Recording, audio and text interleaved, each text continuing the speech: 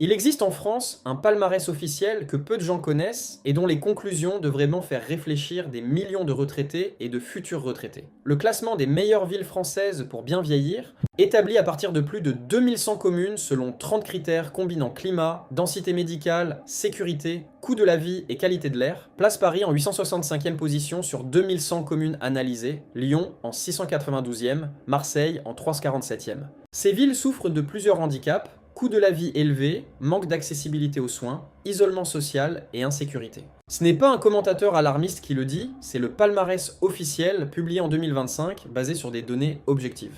Et derrière ces positions dans un classement, c'est une réalité vécue quotidiennement par des millions de retraités français qui avaient choisi de vieillir dans de grandes villes et qui découvrent progressivement que ces villes sont devenues incompatibles avec les besoins fondamentaux d'une vie après le travail. Plus d'1 million de retraités vivent sous le seuil de pauvreté en France. 5 millions ont moins de 1 000 euros par mois. Et dans des métropoles comme Paris, Lyon ou Bordeaux, le loyer ou le remboursement d'un crédit immobilier absorbe souvent plus de 40% des revenus mensuels d'un retraité, laissant un reste à vivre insuffisant pour les soins, les loisirs et les imprévus que l'âge rend inévitable. En 2025, le vernis de plusieurs grandes villes françaises se craquelle pour une large partie des seniors. Le coût de la vie y paraît démentiel, la foule rend chaque journée épuisante et la désertification médicale progresse précisément dans les quartiers où les retraités aux revenus modestes sont les plus concentrés. Dans cette vidéo, nous allons nommer les 10 villes françaises qui sont devenues les plus invivables pour les retraités en 2026, avec les données officielles qui justifient chaque position de ce classement. Abonnez-vous maintenant à cette chaîne, chaque semaine des analyses précises sur les réalités territoriales françaises que peu de médias osent présenter aussi clairement. En 10e position, une ville du Bas-Rhin dont la position hors classement dans le palmarès officiel des villes pour bien vieillir dit tout de son inadéquation aux besoins des retraités. Dans une métropole européenne dont le coût de la vie progresse, la désertification médicale s'accentue et l'insécurité documentée pèse sur la liberté de mouvement des personnes âgées. C'est Strasbourg. Strasbourg figure parmi les villes moyennes bien dotées qui peinent pourtant à séduire les retraités dans le palmarès officiel des meilleures destinations pour bien vieillir. Cette difficulté à convaincre les seniors malgré ses atouts institutionnels et culturels dit quelque chose de concret sur l'inadéquation entre ce que Strasbourg offre et ce que les retraités cherchent réellement. Une ville dont les équipements culturels sont de premier ordre, dont l'architecture est remarquable, mais dont les prix de l'immobilier ont progressé, dont les déserts médicaux se creusent dans certains quartiers et dont l'insécurité documentée contraint la liberté de mouvement des personnes âgées. Pour un retraité aux revenus modestes, la tension locative à Strasbourg, qui figure dans le top 10 national des villes les plus difficiles pour se loger en 2026, signifie une part croissante du budget consacré au seul logement. Et quand le loyer absorbe 40 à 50% d'une pension moyenne, il ne reste plus grand-chose pour les soins médicaux dont l'âge augmente mécaniquement les besoins. Ce reste à vivre insuffisant est l'une des définitions les plus précises de ce que signifie une ville devenue invivable pour les retraités. Non pas une ville violente ou hostile, mais une ville dont les prix ont progressé au-delà de ce que des revenus fixes peuvent absorber. La désertification médicale dans certains quartiers strasbourgeois est documentée. Des médecins généralistes dont les listes de patients sont fermées depuis des années, des délais de consultation qui s'allongent pour des personnes âgées dont les besoins de suivi médical régulier sont précisément les plus importants. Pour un retraité de 75 ans qui ne peut plus conduire et qui dépend des transports en commun pour accéder aux soins, cette réalité n'est pas une statistique abstraite. En 9e position, une ville de l'Hérault dont la pension moyenne est insuffisante pour absorber les prix immobiliers en hausse constante, dans une métropole dont la croissance démographique la plus rapide de France a produit une tension sur tous les services qui pèsent particulièrement sur des personnes âgées dont les besoins sont les plus importants. C'est Montpellier. Montpellier figure dans la liste des villes françaises dont le coût de la vie pose problème aux retraités. Une métropole dont l'attractivité démographique spectaculaire a fait progresser les prix immobiliers et les loyers à des rythmes que des pensions fixes ne peuvent pas suivre. Et dans l'Hérault, la tension locative est documentée. Une ville dont la demande locative a explosé de 83%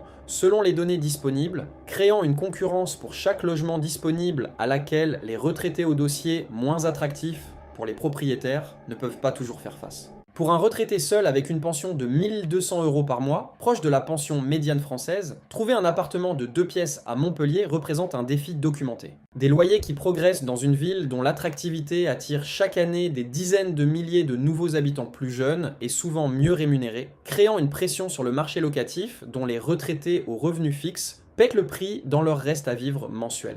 La désertification médicale dans certains quartiers montpelliérains s'ajoute aux difficultés financières pour créer des conditions de vie que les retraités les plus précaires décrivent avec une frustration documentée. Une ville dont la réputation de douceur méditerranéenne contraste de façon de plus en plus marquée avec la réalité vécue par des personnes âgées dont les revenus ne progressent pas au même rythme que les prix qui les entourent. En huitième position, une ville de Haute-Garonne dont la dynamique économique a produit une tension immobilière qui exclut progressivement les retraités aux pensions modestes des quartiers centraux. Dans une métropole dont les services de santé dans certaines zones ne correspondent plus aux besoins d'une population vieillissante. C'est Toulouse. Toulouse est une ville dont l'attractivité économique a produit une hausse des prix immobiliers et des loyers qui touche de plein fouet les retraités dont les pensions sont fixes. Dans le passage à la retraite, la baisse de revenus que l'indexation annuelle des pensions compense difficilement est particulièrement brutale dans des métropoles comme Toulouse dont les prix ont progressé de façon significative ces dernières années. Le loyer ou le remboursement d'un crédit immobilier absorbe souvent plus de 40% des revenus mensuels des retraités dans les grandes métropoles françaises. Et Toulouse, dont les prix se sont rapprochés de ceux de Lyon et Bordeaux, s'inscrit dans cette dynamique. La désertification médicale dans certains quartiers toulousains est documentée par l'Atlas de l'Ordre des médecins, des zones dont l'accès aux soins de proximité est devenu problématique précisément pour des personnes âgées dont la mobilité est souvent réduite.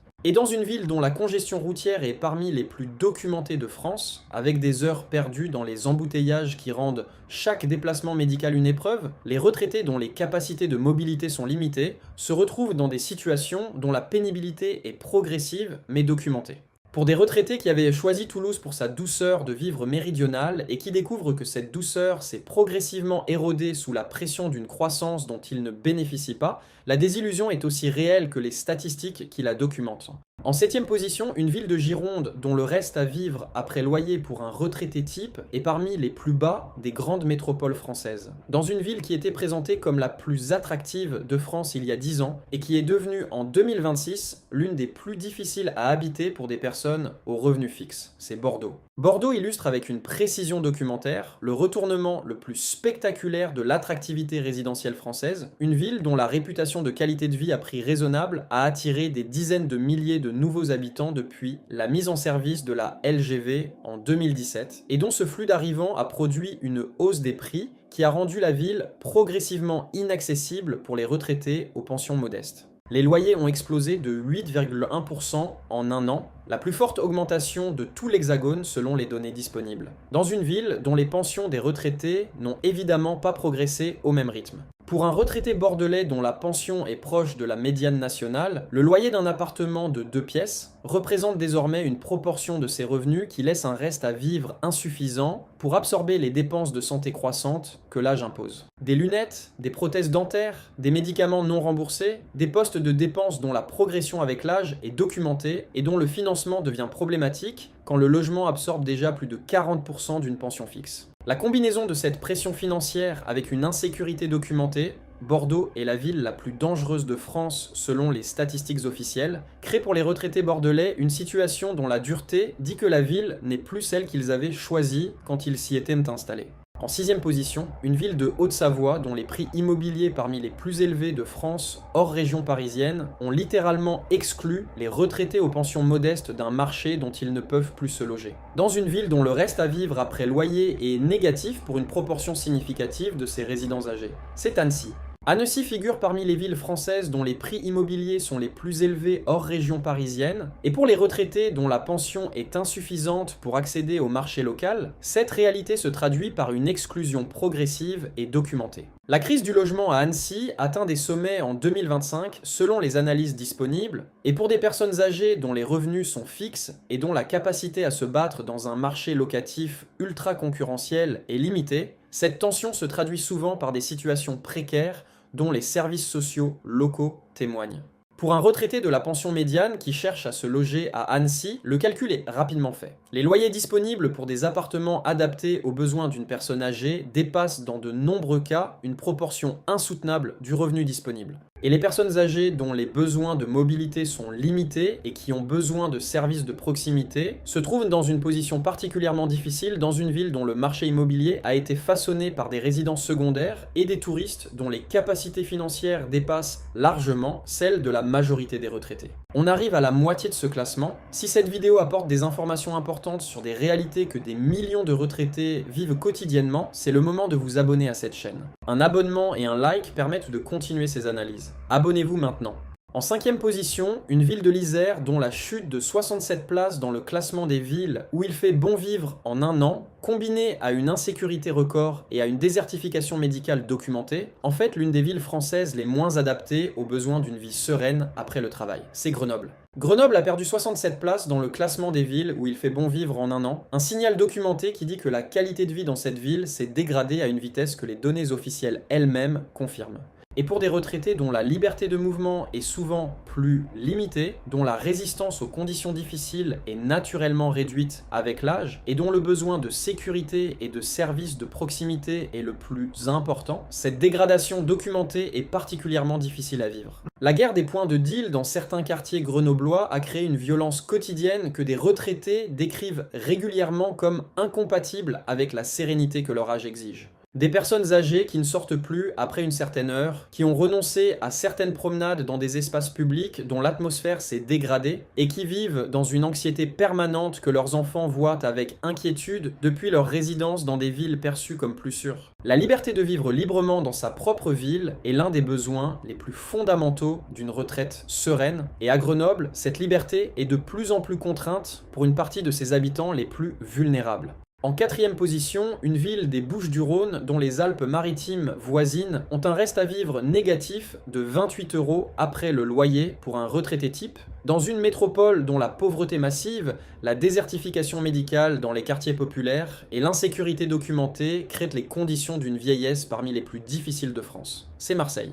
Marseille figure en 347e position seulement dans le palmarès officiel des meilleures villes pour bien vieillir. Et cette position, meilleure que Paris et Lyon, masque une réalité particulièrement difficile pour les retraités les plus précaires de la 2e ville de France. Une métropole dont le taux de bénéficiaires de l'ASPA, le minimum vieillesse, est parmi les plus élevés de France, témoignant de l'ampleur de la précarité des personnes âgées dans certains secteurs de la ville. La désertification médicale dans les quartiers nord de Marseille est documentée et préoccupante. Des médecins généralistes qui partent à la retraite sans successeur dans des zones dont la population âgée est précisément la plus nombreuse et la plus dépendante de soins de proximité réguliers. Des personnes âgées qui doivent parcourir des distances croissantes pour consulter un médecin dans une ville dont la congestion routière et l'insuffisance des transports en commun dans certains secteurs rendent ces déplacements particulièrement difficiles pour ceux dont la mobilité est réduite. L'insécurité à Marseille, avec ses violences liées au trafic de stupéfiants, ses règlements de compte dont les victimes collatérales sont des habitants ordinaires, pèse particulièrement sur des personnes âgées dont la capacité à se défendre ou à fuir une situation dangereuse est naturellement plus limitée.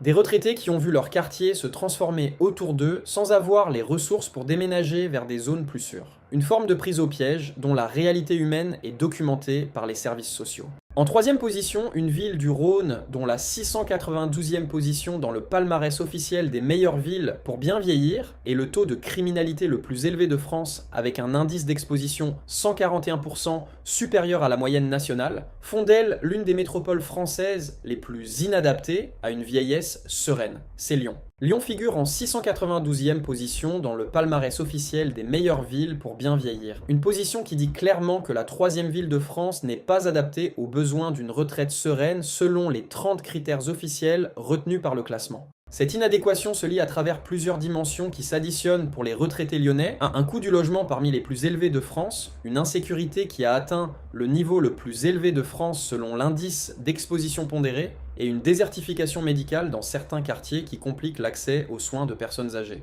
Pour un retraité lyonnais dont la pension est proche de la médiane nationale, le loyer d'un appartement de 2 pièces dans les quartiers centraux représente une proportion de son revenu mensuel qui ne laisse plus la marge nécessaire pour faire face aux dépenses médicales, alimentaires et de loisirs que permet une retraite digne. Et le reste à vivre insuffisant n'est pas seulement une contrainte financière, c'est une réduction progressive de la qualité de vie qui se traduit par des renoncements aux soins, des sacrifices sur l'alimentation et un isolement social progressif que les personnes âgées ne nomment pas toujours clairement mais que les travailleurs sociaux documentent régulièrement. La probabilité statistique d'1 sur 11 de subir un acte de délinquance à Lyon dit quelque chose de particulier pour des personnes âgées dont la vulnérabilité face aux violences physiques est supérieure à celle des actifs. Des retraités qui sont statistiquement parmi les victimes les plus ciblées par certains types de délinquance, les arrachages de sacs, les escroqueries, les cambriolages, et qui perd le prix de cette insécurité en anxiété quotidienne et en restriction de liberté documentée. En deuxième position, une ville de Seine-Saint-Denis dont la combinaison du taux de pauvreté le plus élevé de France métropolitaine et de la désertification médicale la plus sévère d'Île-de-France crée des conditions de vieillesse parmi les plus difficiles du territoire national, dans une commune dont 9,1% des retraités perçoivent le minimum vieillesse. C'est Saint-Denis. Saint-Denis est en deuxième position de ce classement des villes invivables pour les retraités. Et cette position est justifiée par des données qui disent que les personnes âgées de cette ville cumulent des difficultés que peu d'autres communes françaises concentrent simultanément. Un taux de 9,1% de bénéficiaires de l'ASPA, le minimum vieillesse, qui est l'un des plus élevés de France métropolitaine. Une désertification médicale dans les quartiers les plus défavorisés qui privent des personnes âgées de soins de proximité réguliers dont leur état de santé dépend. Et une insécurité documentée qui contraint quotidiennement la liberté de mouvement des résidents les plus vulnérables. Pour un retraité de Saint-Denis percevant le minimum vieillesse, environ 961 € par mois pour une personne seule, les conditions de vie en 2026 sont d'une dureté que peu de discours officiels nomment avec la précision qu'elles méritent, des dépenses de logement qui absorbent une proportion considérable de ce revenu minimal, des restes à charge médicaux que ce budget ne permet pas toujours de couvrir, et une sécurité quotidienne qui nécessite des précautions que leur âge rend plus difficile à maintenir. Le passage à la retraite entraîne une baisse de revenus que l'indexation annuelle des pensions compense difficilement. Et dans une ville comme Saint-Denis, dont le coût de la vie en Île-de-France est supérieur à la majorité des autres territoires français, cette équation produit des situations de précarité vécue dont la profondeur mérite une réponse publique que les politiques actuelles n'ont pas fournie. Et en première position, la ville française qui est devenue la plus invivable pour les retraités en 2026, une capitale dont la 865e position sur 2100 communes dans le palmarès officiel des meilleures villes pour bien vieillir et dont les conditions concrètes de vie imposées aux personnes âgées justifient pleinement cette première position. C'est Paris. Paris est en 865e position dans le palmarès officiel des meilleures villes françaises pour bien vieillir sur 2100 communes analysées. Cette position dit l'essentiel, sur 2100 communes françaises, Paris est à peu près dans le tiers inférieur pour la qualité de vie des retraités selon les 30 critères officiels retenus. Une métropole mondiale irremplaçable, et pourtant une ville dont les conditions imposées aux personnes âgées sont documentées comme parmi les moins favorables du territoire national. Le coût du logement à Paris est le facteur le plus brutal de cette inadéquation. Des loyers qui absorbent plus de 40% des revenus d'un retraité aux pensions moyennes dans la capitale, laissant un reste à vivre insuffisant pour les soins, l'alimentation de qualité et les loisirs que mérite une retraite digne. Et dans certains arrondissements parisiens, des retraités qui ont passé toute leur vie dans la même ville et qui se retrouvent confrontés à la perspective de devoir la quitter parce que leur pension ne couvre plus leurs dépenses essentielles, une forme d'exil forcé dans sa propre ville dont la dimension humaine est documentée par les associations qui accompagnent les personnes âgées en difficulté. La désertification médicale dans certains quartiers parisiens, la congestion qui rend les déplacements épuisants pour des personnes dont la mobilité est réduite, l'insécurité documentée dans les transports et l'espace public, et un isolement social que la grande ville produit paradoxalement plus que les petites communes, autant de dimensions d'une inadéquation entre Paris et les besoins des retraités que le palmarès officiel résume dans cette 865e position. Une position qui mérite d'être nommée clairement pour que les millions de retraités qui font leur choix résidentiel puissent les faire avec toutes les informations disponibles. Ces 10 villes nous disent quelque chose d'essentiel sur la France de 2026, que la qualité d'une retraite n'est pas seulement une question de pension, mais une question de territoire. La même pension de 1 200 € permet une vie digne à Dax ou à Châteauroux, et une vie contrainte à Paris ou à Bordeaux. Ce n'est pas de la magie, c'est de la géographie économique dont les données officielles documentent l'ampleur avec une précision que les discours sur la retraite intègrent rarement. Des millions de retraités français font leur choix résidentiel sans toujours disposer de l'ensemble des informations qui permettraient de les faire de façon optimale. Cette vidéo est une contribution à cette information, pas pour condamner ces villes ni leurs atouts réels, mais pour dire clairement que certains territoires sont objectivement moins adaptés que d'autres aux besoins spécifiques d'une vie après le travail. Si cette vidéo vous a apporté des informations utiles pour vous ou pour un proche qui prépare sa retraite, likez-la, partagez-la, abonnez-vous à cette chaîne. Et dites-nous en commentaire, vous êtes retraité dans l'une de ces villes? Vous confirmez ou vous contestez cette analyse?